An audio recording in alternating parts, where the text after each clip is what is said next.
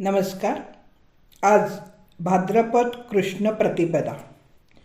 आज आपण दासबोधमधील एक अभंग पाहणार आहोत. नाना फळे देवापासी आणि फळ अंतरी भगवंतासी, या कारणे परमेश्वरासी निकाम भजावे. निकाम भजनाचे फळ आगळे, सामर्थ्य चढे मर्यादे वेगळे, तेथे बापुडी फळे कोणीकडे. श्री समर्थ रामदास म्हणतात की सत्पुरुष आत्मज्ञानी असतो, तो ईश्वराशी समरस होतो आणि त्याचमुळे मूळ मायेवर तो अधिकार गाजवतो आणि मग ईश्वराचे ज्ञान, प्रेम, सामर्थ्य हे त्याचे ज्ञान, प्रेम आणि सामर्थ्य मानते. मग ईश्वराची कृपा ती त्याची कृपा बनते आणि तोही ईश्वरासारखाच सर्वांतर्यामी बनून सर्वांवर निस्वार्थ प्रेम करतो असे सांगून सत्पुरुष प्रारब्ध संपल्यावर देह ठेवतात. पण देह ठेवल्यावरही त्यांची सत्ता चालते, प्रत्यक्ष कार्य करते, त्यांचे सामर्थ्य अनुभवाला येते आपल्याला. याचे रहस्य त्यांनी कमावलेल्या पुण्याईचा. याचा विचार केल्यावर असं उमगतं, असं स्पष्ट होतं, पण याचा अर्थ वासना धरून ते पुन्हा परत येतात असा नाही. तर लोकांना त्यांचा चमत्कार अनुभवायला येतो आणि लोक तो खराही मानायला लागतात. खरं तर त्याचा विचार करायला पाहिजे. देहात असताना चमत्कार झालेले असतात, पण देह ठेवल्यावरही चमत्कार घडतात याची प्रचिती येते. असा सत्पुरुष लोकांना दिसतो, तर ही लोकांची श्रद्धा असते असे श्री समर्थ सांगतात. ज्याची आवड असते, ज्याच्यावर प्रेम किंवा श्रद्धा असते, तो आपल्याला स्वप्नातही दिसतो. स्वप्नात जे येते ती कल्पना असते, पण तरीही ज्ञानी मुक्त होऊन गेले तरी ते पुण्य मार्गाने चालल्यामुळे त्यांचे सामर्थ्य त्यांच्या मागे सहजच चालत राहते.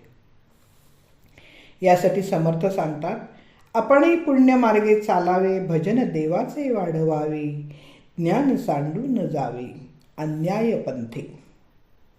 पुरश्चरणे करावी, तीर्थाटने फिरावी, वैराग्य बळ वाढवावी. स्वरूपस्थिती ज्ञानमार्गाने मिळाल्यावर ती टिकवावी लागते. देव किंवा गुरु एकावर दृढ विश्वास, भाव ठेवावा. निर्गुणाचे ज्ञान झाले तरी सगुणाकडे दुर्लक्ष करू नये.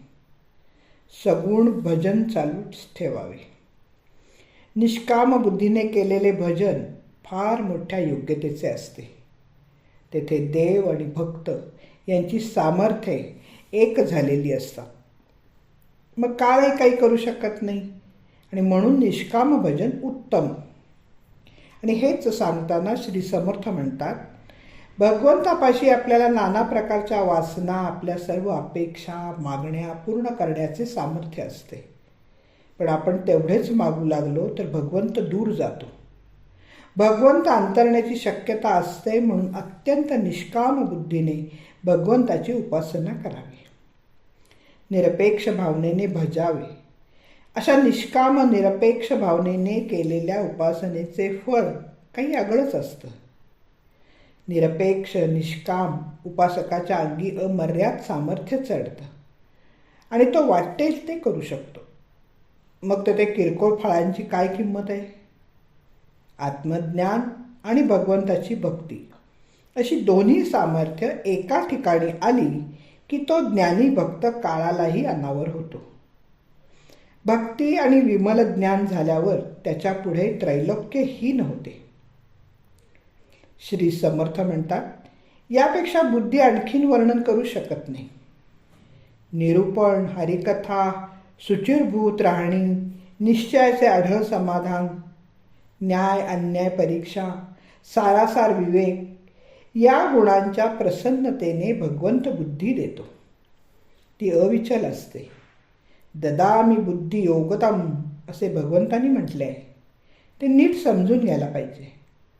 शेवटी सगुण भजन, त्यात विशेष असे ब्रह्मज्ञान आणि त्यावर अनुभवाचे समाधान, या गोष्टी फार दुर्मिळ आहेत. संतांचा पुण्यमार्ग तो हाच होय. आणि त्यामुळे संतांनी देह ठेवल्यावरही त्यांच्या अस्तित्वाची प्रचितीही येतच राहते. संत तुकाराम महाराज म्हणतात, अनंत पवाडे तुझे विश्वंभरा, भक्त करुणा करा नारायणा. धन्यवाद. मी सौभाग्यवती पल्लवी कुलकर्णी. नमस्कार.